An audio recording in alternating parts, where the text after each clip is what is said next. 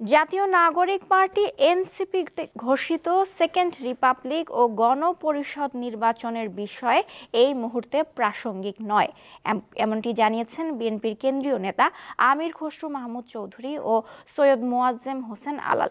দীপ্ত টিভিকে তারা বলেন, নতুন সংবিধান প্রণয়নের উদ্যোগও যৌক্তিক নয়। জুলাই গণঅভ্যুত্থানের ছাত্র তরুণদের নেতৃত্বে ২৮ ফেব্রুয়ারি নতুন রাজনৈতিক দল হিসেবে আত্মপ্রকাশ করে জাতীয় নাগরিক পার্টি এনসিপি।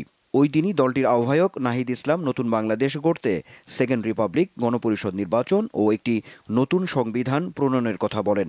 আমাদের সেকেন্ড রিপাবলিক প্রতিষ্ঠার জন্য গণপরিষদ নির্বাচনের মাধ্যমে একটি নতুন সংবিধান প্রণয়ন আমাদের অন্যতম প্রাথমিক লক্ষ্য। বিএনপি সহ বিভিন্ন রাজনৈতিক দল দ্রুত জাতীয় নির্বাচনের দাবি জানালেও এনসিপি নেতারা বলছেন গণপরিষদ নির্বাচনের কথা।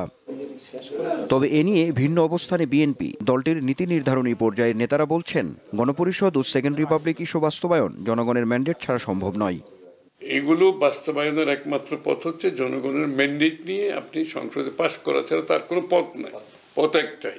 যেমন আমারও তো অনেক চিন্তা ভাবনা আছে, আমার দলের আছে, অন্যান্য দলের আছে, অন্যান্য গোষ্ঠীর আছে, এবং থাকাটাই স্বাভাবিক।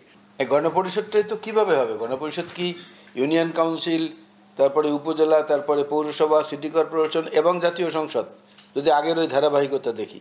কারণ এখন তো প্রাদেশিক পরিষদ নাই আমাদের। নাকি সংস্কার প্রস্তাবে যারা যারা বলেছেন বাংলাদেশকে 4টি প্রদেশে ভাগ করা হবে, সেই নির্বাচনগুলো আগে হবে প্রভিন্সিয়াল অ্যাসেম্বলি, তারপরে জাতীয় নির্বাচন। কি বোঝাতে চাইছেন ওনারা তো পরিষ্কার করছেন না। নতুন সংবিধান প্রণয়ন কতটা যৌক্তিক এ নিয়েও প্রশ্ন আছে বিএনপি নেতাদের। এটার মধ্যে সংশোধনের সুযোগ আছে, কিন্তু নতুন করে সংবিধান রচনা, এটা কিন্তু ৭১-এর রক্ত এবং সম্ভ্রম, আমাদের যে ত্যাগ তিতিক্ষা, সেটাকে অসম্মান করার জন্য বলা হয়। এটা আসলে খুবই স্পর্শকাতর একটা বিষয়। সংবিধান সংশোধন করা যায়। ভারতে ১০৫, আমার জানা মতে ১০৫ বার বা তার চেয়েও বেশিবার সংবিধান সংশোধন হয়েছে। মার্কিন যুক্তরাষ্ট্রে বহুবার হয়েছে। জনগণের উপর আস্থাও থাকতে হবে, জনগণের মতামতকে সম্মান রেখে আমাদের গণতান্ত্রিক প্রক্রিয়া চালাতে হবে।